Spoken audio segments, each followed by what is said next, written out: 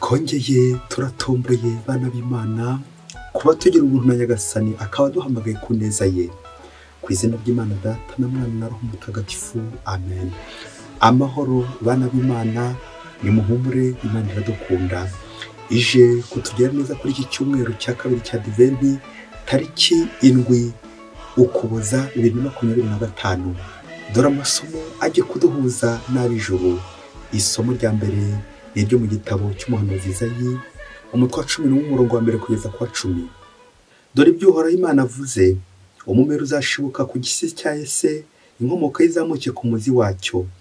Umwuka w'Uhoraho uzamwururukiraho, umwuka w'ubuhanga n'ubushishozi, umwuka w'ubujyanama n'ubudacogora, umwuka w'ubumenyi n'ukubaha Uhoraho, kandi unamutoze gutinya Uhoraho. Ntazaca imanza akurikije igihagararo, cyangwa azikemure akurikije amabwire. Intamenyekana azazicira imanza zitabera, azarenganura abakene bo mu gihugu. Umugome azamukubitisha inkoni y'ijambo rye, umwuka wo mu munwa we awicishe umugiranabi. Azakindikirisha ubutabera nk'umukandara, akenyeze ubudahemuka nk'umweko. Ikiro kizabana n'umwana w'intama, ingwe iryame iruhande rw'umwana w'ihene. Inyana n'icyana cy'intare bizagaburirwa hamwe, biragirwe n'akana k'agahungu. Inka n'igicokoma bizarisha mu rwuri rumwe, ibyana byayo bibane mu kiraro kimwe. Intare irisha ubwatsi nk'ikimasa. Umwana ukiri ku ibere azakina ku kiryamo cy'inshira. Igitambambuga cyinjize ikiganza mu mwobo w'impiri. Ntawe uzaba akigira nabi cyangwa akora amahano ku musozi wanjye mutagatifu, kuko igihugu kizasakarwamo n'ubumenyi bw'Uhoraho nk'uko amazi yuzura inyanja. Uwo munsi nibwo inkomoko ya Yese izashyirwa ejuru nk'ibendera ry'igihugu, amahanga yose akazayigana, aho atuye akazabengera n'ikuzo. Iryo ni ijambo ry'Imana. Zaburi ya 72. Mu gihe kizaza ubutabera buzasagamba, n'amahoro asesura ubuziraherezo. Mana, umwami umwegura ubucamanza bwawe, uwo mwana w'umwami umutoza ubutabera bwawe, acira umuryango wawe imanza ziboneye, kandi arengere n'ingorwa zawe. Mu gihe cy'ubutabera buzasagamba, n'amahoro asesure mu mezi atabarika. Azategeka kuva ku nyanja kugera ku yindi, avane ku ruzi ageze ku mipaka y'isi. Azarokora ingorwa zitakamba, n'indushyi zitagira kirengera. Azagirira ibambe ingorwa n'utishoboye, aramira ubuzima bwabo. Izina rye rizavugwa ubuziraherezo, ubwamamare bwe bumare igihe nk'izuba. Imiryango yose y'isi izamuherwemo umugisha, amahanga yose amwite umunyahirwe. Mu gihe kizaza ubutabera bugiye gusagamba, n'amahoro asesure ubuziraherezo. Isomo rya kabiri ni ryo mu ibaruwa Pawulo Mutagatifu yandikiye Abanyaroma, umutwe wa 15 umurongo wa 4 kugeza ku wa 9. Bavandimwe, ibyanditswe kera byose byandikiwe kutubera inyigisho, kugira ngo tugire icyizere, twihangane kandi duhumurizwe nabyo. Imana soko kwihangana no guhumurizwa, irabahe no guhuza ibitekerezo nk'uko Kristo Yezu abishaka, kugira ngo mu mutima umwe no mu ijwi rimwe muhe ikuzo Imana se w'umwami wacu Yezu Kristo. Kubw'iyo mpamvu rero nimwakirane nk'uko Kristo ubwe yabakiriye, agirira ikuzo ry'Imana. Ndamya ko Kristo yigize umugaragu w'abagenywe, kugira ngo yerekane ubudahemuka bw'Imana, maze yuzuze ibyo abasokuruza basezeranijwe.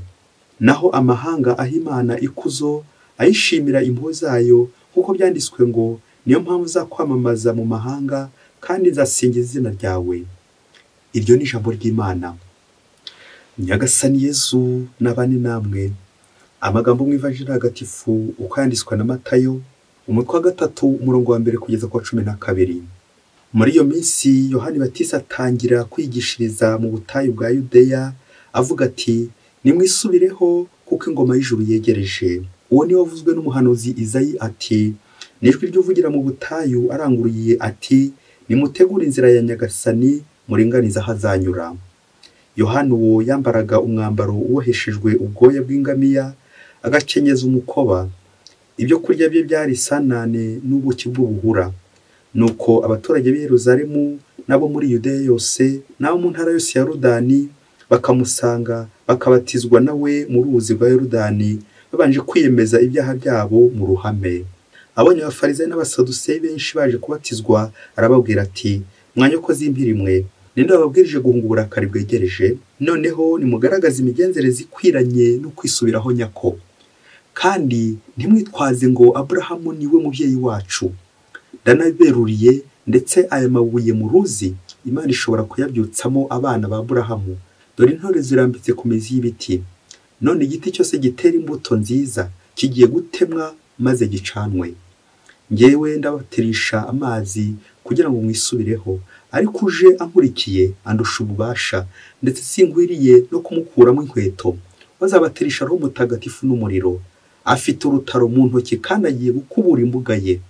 Hanyuma azahunika ingano ze mu kigega, naho imishishi ayitwikishe umuriro utazima. Iyo ni ivanjiri ntagatifu. Bayoboke b'Imana, nimugire amahoro. Aha tugeze ni kuri buri munsi. Fungura buri munsi, ufungure buri munsi, ufungure abandi buri munsi, ineza y'Imana buri munsi. Amasomo y'iki cyumweru cya kabiri cya Adventi natwerekeza ku nzira za Nyagasani tugomba gutegura. Iki cyumweru cya kabiri ni icyumweru cyitwa cya Yohani Batista, aho tubwirwa cyane batisimo Yohani Batista, batisimo kwisubiraho. Ni mucyo nanjye nawe twisubireho, twemere inkuru nziza, maze twakira umukiza uje atugana, Yezu Kristo, umukiza waducunguye uzaza kuri Noheli. Bidusaba kumutegurira amayira. Nimutegura amayira ya Nyagasani. Ingingo remezo iza kudufasha guhimbaza iki cyumweru cya Yohani Batista ndetse no gutazanura amayira ya Nyagasani iraza kwitwa ngo nimwisubireho kuko ingoma y'ijuru yegereje. Amen, amen, amen. Ese ko tugeze ku cyumweru cya kabiri, ugezeho wisubiraho ko Mesiya agiye kuza? Ibihe bizaranga Mesiya nta bindi nuko nzaba nanjye nateguye aho azanyura. Ingoma y'Imana iri iwacu, Mesiya yaje kudusura, turi kumwe nawe. Dore ingingo 3 zigiye guturanga. Ingingo ya mbere yitwa gusubiramo, ingingo ya kabiri yitwa kwisubiraho, ingingo ya gatatu yitwa kwisubiramo. Reka duhere ku ngingo ya mbere, gusubiramo. Umugabo ngo aherutse kwanga kujya mu kiliziya ati po, ariko ubundi ibintu bahora basubiramo, burya basubira mu rukundo, basubiramo. Ubundi sinabyumva rimwe ngahita ndekera aho ngaho. Hari n'abandi banga kuvugisha pure ati ubundi ntitujya dusubiramo ngo ndakuramutsa Mariya.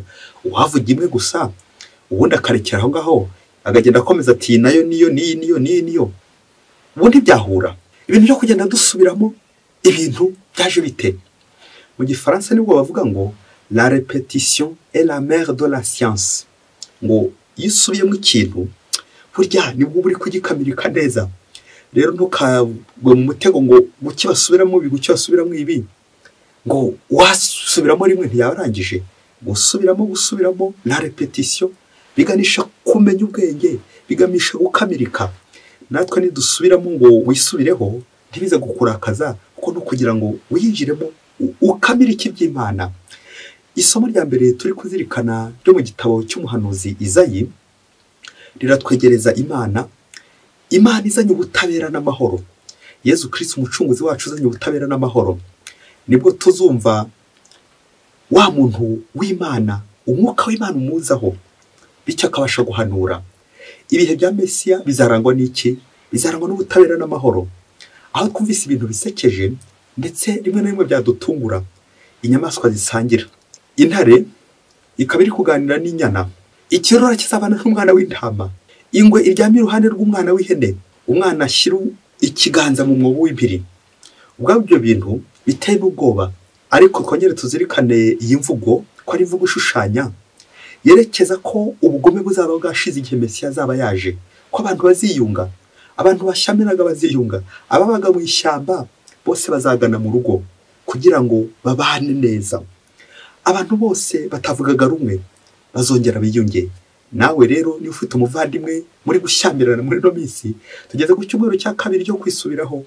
Tegura amarira ya Nyagasani, wongere wiyunge n'umuvandimwe. Handi hari ubugome, handi hari ubucabiranya, amatiku, gushyamirana n'ibindi byinshi cyane handi mutavugaga rumwe.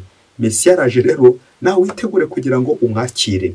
Ni nayo ntero umubyaza buri no munsi ati mu gihe kizaza ubutabera bugiye gusagamba n'amahoro asesura ubuziraherezo. Amen, amen, amen. Koko uzi gutekereza uti inyamaswa ziyunge, ngewe umuntu mugenzi wanjye tubana muri community, tubana mu rugo umugabo n'umugore, dukomeze gushotorana gushyamirana nk'inyamaswa zikiri mu ishyamba, cyangwa nanjye ndaza mu rugo maze tuganire dusabane dusase inzobe twongere tubane neza kuko Mesiya agiye kuza. Nta kindi kizaranga kuza kwa Mesiya nuko bitashobokaga bizashoboka, babandi bari barashwanye. Ikizatubwira ko Mesiya yaje iwabo nuko baziyunga. Na n'igisomo rya kabiri ry'uno munsi ngo Imana soko yo kwiyunga no guhumurizwa irabahe no guhuza ibitekerezo nk'uko Kristo Yesu abishaka, ngo kugira ngo umutima umwe mu ijwi rimwe muhe ikuzo Imana se umwami wacu Yesu Kristo. Amen, amen, amen. Nguko guhura no guhuza Pawulo mutagatifu turarikira kugira ngo twakire Mesiya ugiye kuza. Ivanjiri ya none nkuko twakomeje kubivuga ni ivanjiri tubwira kuri Yohani Batisa uburyo akora ubutumwa ategurira Mesiya ugiye kuza. Nuko abantu benshi bakaza bamugana bisubiraho muri ya batisimo ya Yohani yatangaga yitwa batisimo kwisubiraho kugira ngo abantu bagire gute bakire.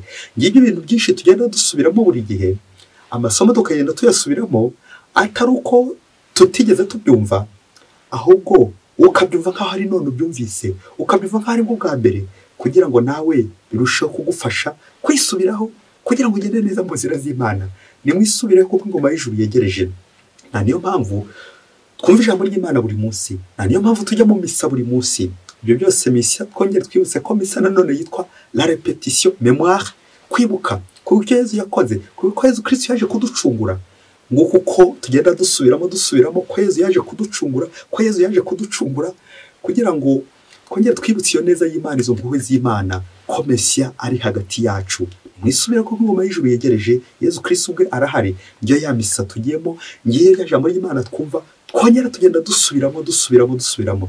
Mubyeyi nibasubiramo ijambo ry'Imana uzavuga uti ndatomboye, Nyagasani hari icyo agiye kumbwira, hari icyo ntarinzi, hari icyo nahiga nirengagiza, none Nyagasani araje kugira ngo wongere ambwire. Utege amatwi yombi wumve Imana, maze nawe koko ureke bagusubiriremo, wongere usubiremo, kuko by'Imana nyine ari ugusubiramo bigambiriye kukugeza heza.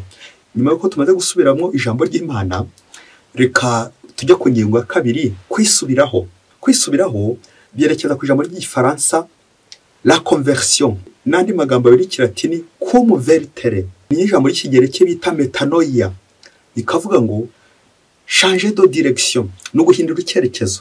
Wari uri kujya ibumoso, hagira ikindi uhura nacyo ibumoso ugahita ujya iburyo bitewe n'uburyo ushaka kugenda. Niba uri kujya hejuru ukajya hasi, niba uri kujya hasi ukajya hejuru. Guhindura icyerekezo ni icyerekezo kigana ku Mana. Hari ibintu nari ntangiye gukora, noneho reka nerekeze Imana. Hari ingeso mbi nari naratangiye kujya mu njyana ikuzimu, reka mve ikuzimu njye hehe, njye mu ijuru ngana Imana. Ngicyo bita guhindura. Kwisubiraho ni ukureka ya nzira mbi nari ngiye kujyamo, ngerekeza inzira nziza. Ni ukureka ya matiku y'amanyanga bwa bucabiranye, ngerekeza Nyagasani we nzira ukuri n'ubugingo. Ngiki rero kizaturanga muri iki gihe cya Adventi, nkuko na Yohani Batista yabitwigishije. Nimwisubireho kuko ingoma y'ijuru yegereje. Kwisubiraho akenshi no guhindura imigenzereze yanjye mibi, ibitekerezo byanjye bibi, uhindura uburyo binakoraga. Bya bindi wa muhanga yavuze ati niba isengesho ryawe ritaguhindura, wowe hindura uburyo ukoramo isengesho ryawe, hindura imigenzereze yawe, kugira ngo Mesiya ugiye kuza atazasanga ukiri umugome, atazasanga ukiri umubisha, atazasanga ukiri umugambanyi, ahubwo azasange ugendera mu kuri. N'abafarisayo n'abigisha amategeko bose bari imbere ya Yohani baje kubatizwa kuko bumvise ko Mesiya agiye kuza. Nawe nanjye Mesiya araje, reka tumutegurire, reka tumutegereze, maze atahe iwacu atugirire neza, tubeho neza. Inzira yo kwisubiraho, buri wese yisubiraho buri munsi, kuko nta gihe tuzaba dutegereje Mesiya, nta gihe tuzakira imbabazi z'Imana. Uko ukora icyaha none ujye uzirikana ko icyaha kiganisha ku mpuhwe z'Imana. Nawe ureke Nyagasani akugirire impuhwe muri uko kwisubiraho buri munsi. Nyuma yo gusubiramo ibyo tumaze kwakira, ko biba buri mwaka, biba buri gihe, nyuma nanone yo gufata icyemezo cy'uko tugiye guhindura icyerekezo tukagana Imana, reka turebe uburyo buboneye bwadufasha gushyira mu bikorwa iyi vanjiri ya none, isomo rya none ryo kwisubiraho. Ni ijambo rya gatatu cyangwa inshinga ya gatatu, kwisubiramo.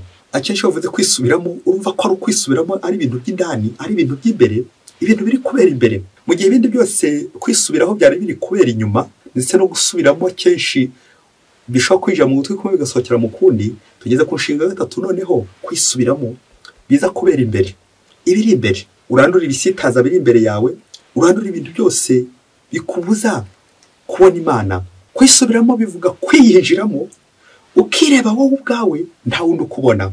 Mu gihe gusubiramo akenshi usanga hari abari gutubona, hari abari gutureba, noneho ninjye nawe tugiye kwisubiramo wowe n'Imana ukiyerekezaho. Wowe ubwawe uri kwibwira iki? Hari abandi bakubwira bagakubwira hanyuma se ko bakubwiye wowe wibwiye iki? Hari abandi bavuga ivanjiri yabereye i Yerusalemu n'ahandi henshi cyane, wose mu gihugu cyawe yarahageze, mu mutima wawe yarahageze. Nta kindi ni ukwinjiramo mu mitima yacu, wa mutima nama handi duhurira n'Imana. Ryajwi ry'imbere rikubwira riti iki ni kiza gikore, iki ni kibi kireke. Nubwo twapfukama, nubwo twasenga, nubwo twabatizwa n'izindi ngabire nyinshi twahabwa, ingabire za Roho Mutagatifu, tugakomezwa, nta kiraruta kwiyerekezaho ibintu ukabigira ibyawe. Akenshi dukunze guhereza ibintu ku bandi, atabandi nibo bazabikora. Nta kintu kiruta ngewe ubwanjye, ngewe ugiye kwisubiraho, ngewe ugiye kwinjiramo. Ngo umunsi umwe hirya kure cyane muri Afurika, ngo umukozi wacungaga ibintu bya shebuja ariko akabikoresha nabi. Rimwe na rimwe bikabaza abandi bakozi bari bari aho ngaho uburyo ibyo bintu abikoresha nabi, uburyo ahemukira shebuja agahemukira n'abandi bakozi bose. Nuko umunsi umwe bamwe bashaka kumubwira ati nyaboneka ibiri gukora databuja ntabwo ari byiza, bakamutinya. Hakabura n'umwe wamutinyuka ngo amubwire ko ari gukora nabi, ko ariko aragiraga amahane, yari nk'inyamaswa, avuga nabi, afite ubugome, ari n'umugambanyi yewe, ku buryo washobora kugira icyo umuvugaho akaba yakwirukanisha, akaba yakugambanira, akaba yagukora ibintu byamfura mbi n'ibindi byinshi cyane bidakwiye. Mbese yari ari mu ishyamba nka ziriya nyamaswa, yari atarava mu ishyamba. Nuko abakozi bose bakamutinya, dore ko wagiraga icyo amuvugaho yahitaga amwirukanisha cyangwa akamugirira nabi. Agakomeza akora ibyo bintu bibi byose, atagaguza amafaranga ya shebuja n'ubundi bukozi bw'ibi byose, ntihagire n'umwe umuvugaho. Nuko igihe kimwe kiza kugera, bya bindi by'uko iminsi y'igisambi ibaze, igihe kiza kugera ngo shebuja aza kumuhamagara, maze ngo aramubwira ati ngwino nkubwire, wa mugaragu mwiza we, ngwino nkubwire. Aha rero tugiye kuganira. Mu kiganiro tugiye kugirana ni ngiye umunsi wifuje gukubwira, ikindi gihe nawe uzambwira. Bityo ibintu ngiye gukubwira, icya mbere wirinde kugira icyo bivugaho, hanyuma utege amatwi ureke nkubwire, nawe utaha uzambwira. Wa mugaragu ati ndabyemeye databuja. Nuko shebuja aratangira amubwira ati bari kuvuga ko ujya ufata ibiyobyabwenge bityo ugatuma umutwe ku kazi, ese nibyo cyangwa sibyo? Wa mukozi agatera hejuru ati ndashaka kwisobanura, ngira icyo mbivugaho. Shebuja akamwibutsa ati ibuka ijambo ndakubwira ati no comment, ntugire icyo bivugaho, uzambwira ubutaha. Nuko agaceceka shebuja agakomeza amusomera ati bari kuvuga uburyo wasahuye ibintu byanjye byinshi, none ukaba wariyubakiye inzu hirya kure, uri gucururizayo, uri gukorayo indi mishinga yawe, ahangaha warahambuye. Wa mukozi ashaka gutera urutokeje kugira ngo yisobanure. Shebuja aramubwira ati ibuka ibyo twasezeranye bwa mbere, no comment, ntugire icyo bivugaho, ubanze ubyumve. Nuko shebuja ageraho bwa gatatu aramubwira ati umva, bari kuvuga ko wacyuye umugore w'abandi, wagiye kumwubakishiriza hirya kure, umutungira hirya kure, none ukaba utagikora neza akazi uko bikwiye, ugashwana na bagenzi bawe kubera ko nyine utagiha umwanya aka kazi, usiga wibera iwawe mu rugo rwawe, akazi kanye ntukigakora neza kubera izo ngeso mbi wadukanye. None bakaba bagiye gukurega uri mu nkiko, bari hafi kuguteza cyamunara. Wa mukozi yashaka gushyira hejuru ati kangira icyo mbivugaho byibuze databuja ijambo rimwe. Shebuja aramubwira ati no comment. Nuko shebuja arangiza amubwira ati niba ibyo bintu bari kuvugaho, niba ari byo simbizi, niba ari byo isubireho, niba atari byo ibikurikiraho nawe uzabimenya, niba ari byo niba atari byo ngewe cyanjye ubutumwa bwanjye ndabusohoje, ahasigaye ukomeze wibaze. Ako kanya ngo shebuja ahita arigendera. Wa mukozi atangira kurira, ararira bikomeye cyane. Wa mugaragu akomeza kurira. Washize igihe kirekire yandikira shebuja amusaba ko bavugana. Shebuja arabyemera, maze aratangira aramubwira ati databuja rero biriya byose wambwiye uherutse kumbwira, warakoze kuba warangiriye inama, nasanze ibintu byose narabikoze. None rero ngiye kukubaza nkora iki. Nuko icyo kiganiro cya kabiri bakomeje baganira, sinza kwirirwa nkubwira ibyo shebuja yakomeje kugenda amusubiza, ariko ubwo ntari kure yo kumbwira ati yisubire bino bintu bireke ubundi dukorane tubane neza mu mahoro. Ntago wongeye kumwirukana, na n'ubu akazi agakomeyemo, na n'ubu aracyari mu kazi ameze neza. Abikesha iki? Kwisubiramo. Bayoboke b'Imana, Yezu Kristo akuzwe. Natwe dukora ibyaha byinshi, turagambana, tugira ububisha, tugira ubugome, ariko icyo tubuze ni ukwinjiramo imbere, kwisubiramo. Akenshi dusa no kwisubiraho by'inyuma, rimwe na rimwe kabidusubiramo ibintu tukabyemera, ariko mu gihe utarafata akanya ko kwisubiramo w'indani imbere, ntabwo kwisubiraho bishoboka. Uko iyo hagize ukubwira amakosa yawe, agakubwira amafuti yawe, wowe utarafata igihe ngo ubitekerezeho, akenshi ushobora kurakara, akenshi ushobora kubisha, akenshi ushobora gushaka kwisobanura, rimwe na rimwe ukaza gusobanya.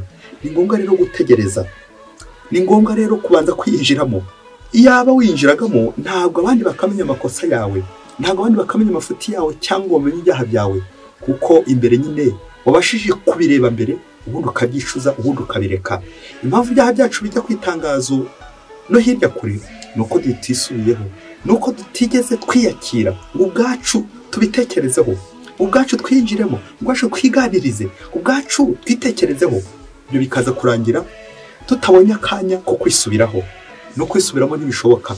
Niba ushaka kwisubiraho, biragusaba nanone kwisubiramo. Mu iseminari nkuru habamo isomo abantu benshi bajya biga, abapadiri benshi banyuramo, abihaye Imana biga, n'abandi benshi cyane. Isomo bita la meditation.